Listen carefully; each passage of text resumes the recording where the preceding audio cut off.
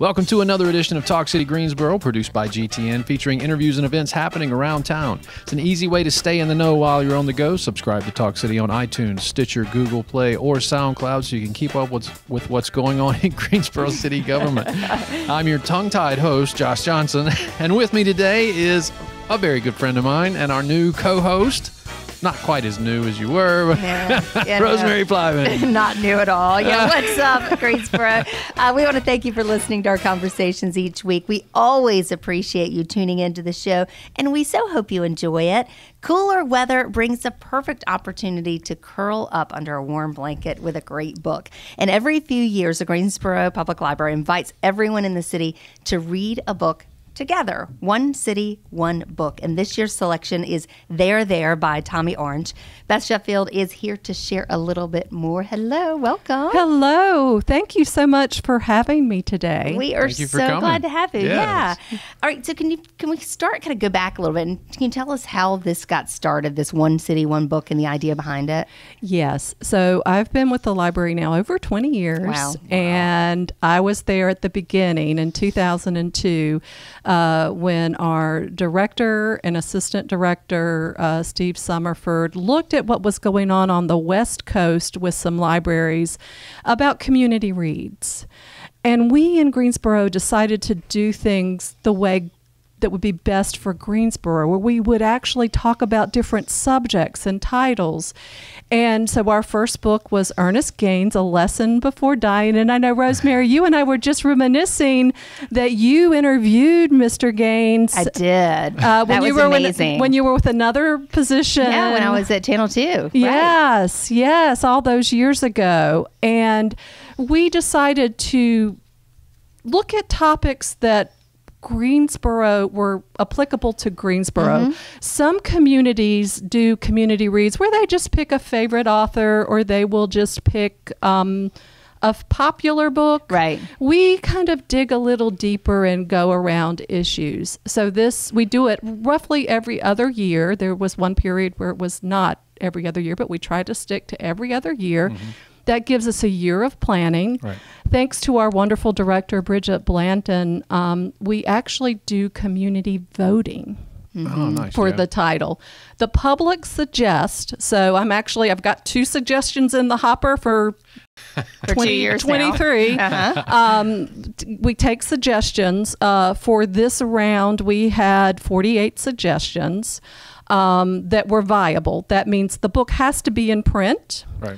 The book has to be available in paperback, and there are a couple other criteria for a public read. I mean, we can't have an academic book that's $100 a copy. Right. That's not inclusive of our community. Right. So we take the selections that the community gives us, which they did this year, and then, over a period of time, we have a reading committee that comes together of community folks and library staff that come together and read and discuss thoughtfully all the selections that the community has made. It's a nice book club. Yeah. It is. It is. And then that list is narrowed down to usually between 4 and 8 titles, depending on the year. And then that list is taken to a committee. I don't know who's on the committee. That our director, it's an executive committee that our wonderful director, Bridget Blanton, has. And they pick between 3 and 5 for the public to vote on again. Yeah. So it's a democratic process that we do here. And we had 3 titles that the public voted on. Bakari Sellers' memoir, There by Tommy Orange, and Dan Rather's What Unites Us. Mm-hmm. We had 1,200 votes in the community. That's impressive. Yeah, that is. Yes. We had paper ballots at our branches, and then we also did a Facebook campaign with SurveyMonkey for an online campaign. And we had a little over 1,200 with the paper ballots. And There was chosen. Yep. And that's what we're reading this fall. That's what we're reading. So speaking of that, tell us about this selection, There, which is the first novel by author Tommy Orange, who calls himself an urban Indian. Yes. Tell us a little bit about that. So it's a novel set up in vignettes about people going to a powwow in Oakland, California. Mm-hmm. So you're introduced to the characters as they are going to this powwow, and their lives are all intertwined, but you don't quite know how. Mm-hmm. Mm-hmm. And it's a very contemporary book. Tommy is, in his 30s. Mm-hmm. Or Mr. Orange is in his 30s. So it's a very contemporary book with contemporary issues. And what he really wanted to highlight is that indigenous peoples were not living in a teepee on the range. Right.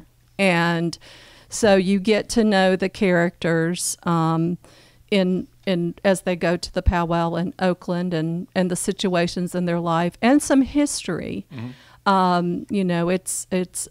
We have the wonderful Guilford Native Association mm-hmm. here, yes. who's done wonderful programming in Guilford County, and also puts the powwow on annually mm-hmm. when we can, yeah. which right. they did again this year. And I've gone to that over the years, but through this and the programming that we have, mm-hmm.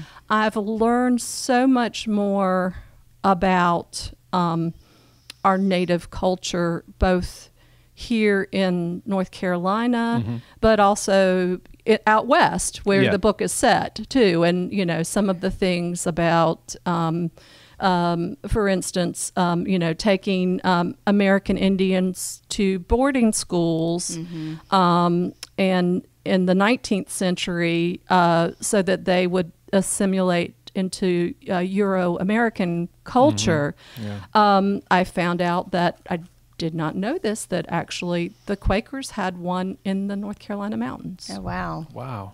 Interesting. I didn't know that either. Yeah.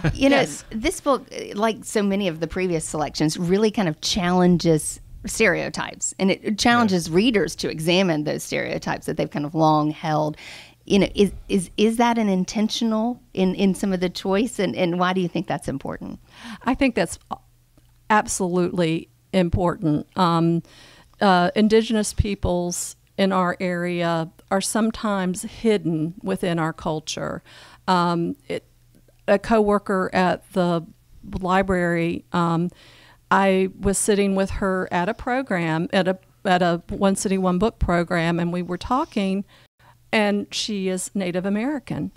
I had no idea, and I don't think she'll mind me sharing this, and mm-hmm. I can text her if right after this just to make sure. But she said that growing up, and she grew up in eastern North Carolina, that they hid the fact that they were Native American, that they hid that because it meant not getting a good job. Mm-hmm. There was a lot of prejudice against Native Americans and indigenous peoples in our culture. It goes back to the issues that affect us all of systemic racism. Right. Mm-hmm. And so, it just, there's a lot to learn and a lot of work to do. And a lot of self-examination, I think, with these books. I mean, obviously, for her probably to maybe to kind of, appreciate where she came from even more. And for others to, a history lesson, as you said, and just kind of examine how we're looking at others. Yes. Yeah. So while you're reading, there are lots of opportunities to dive deeper into this book. So share some of the events that are happening this week and leading up to the event on November 18th. I am really excied. So when will this air? This is now. Yeah. Oh, this is now. This is now. Hi, everybody. You're on. Oh, wow. Okay. We're taping. All right. So we have wonderful events coming up this weekend. Actually, today at Kathleen Clay, there is a program on at 12 noon on environmental justice and indigenous people. Then on November 4th at Central Library at 6 p.m., there's a Native American storytelling and stone carving workshop with Freeman Owl, who is a Cherokee storyteller, and I understand is just phenomenal. I've heard great things about that. Yes. Yeah. And then we have another event at Guilford County Cooperative Extension Service, one of our community partners, called More Than a Garden. That is November 5th from 12 to 1. And I'm really excited about an event we have going on November 6th. And then a couple I'll jump to November 13th. There's just so much good There's things a lot, going on. yeah. November 6th is pretty cool, though. Yeah. All right. So one of the themes in the book is hip hop music, and there's a lot of discussion about hip hop artists and Native American culture. And so at the Hemp Hill Library, and this is a hybrid program. You can either come if you're not comfortable being there in person. You may come via Zoom. Okay. There is a program from 2 to 3 p.m. on November 6th called Native American Hip Hop Beats. And you can contact members at the Hemp Hill branch to get more information about that. And we have 2 phenomenal programs on the 13th. We have at the Glenn McNary branch at 3 p.m., Nora Dial Stanley, who will be screening her film, Leaving Home, Community Building, Triad, Native American History, Presence, and Continuance. This is a wonderful film. She's had an active role in the Guilford Native American Association and has been a member of their board of directors, and also helped get the powwow. I mean, she's been involved with the powwow before I was at the library. I've known long Nora. time. Yes, yeah. Some people may know because she was formerly she's working somewhere else now, but she used to work at UNCG. So a lot of UNCG people may know her. Know her from know the name. And I think there's an organization called NASA at UNCG. That's Native American Student Association.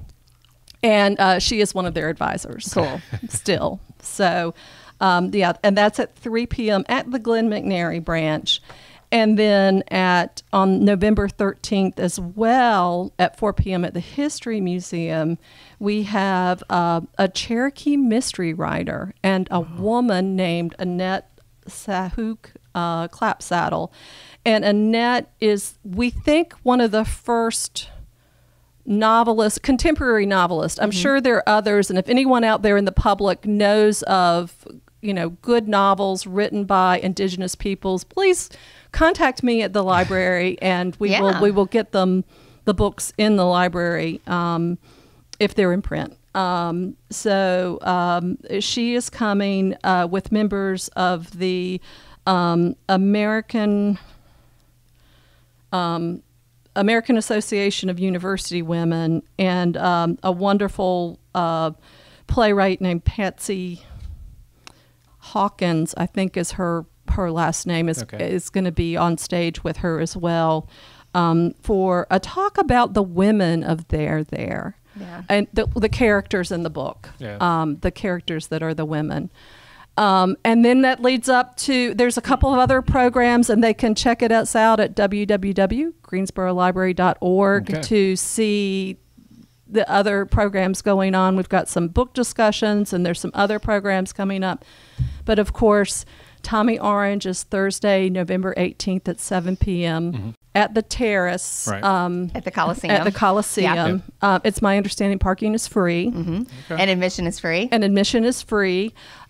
We will be taping the program and then having it on our YouTube channel for a brief period of time after,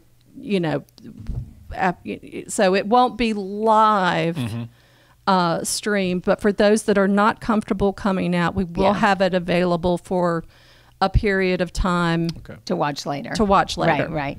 I mean, this is just a wonderful opportunity to not only read a great book, but then to meet the author and to just dive into this culture and to learn so much about it. And this is a great month long or month plus long of activities to do. Yes. Yeah. So thanks so much for sharing with us. Yeah, thank you so much for coming on. And again, where can people go to get information on all these events? Yes. So www.greensboro.library.org. www.greensborolibrary.org. And will they also be able to access the YouTube? Yes, So yes. they could just go there and that'll take them. The Greensboro Library YouTube page. Okay. And then also they can check out us on Facebook, Okay. Twitter, and Instagram as well. Perfect. Fantastic. So everybody check them out. Beth, thanks for coming on the show. Thank you.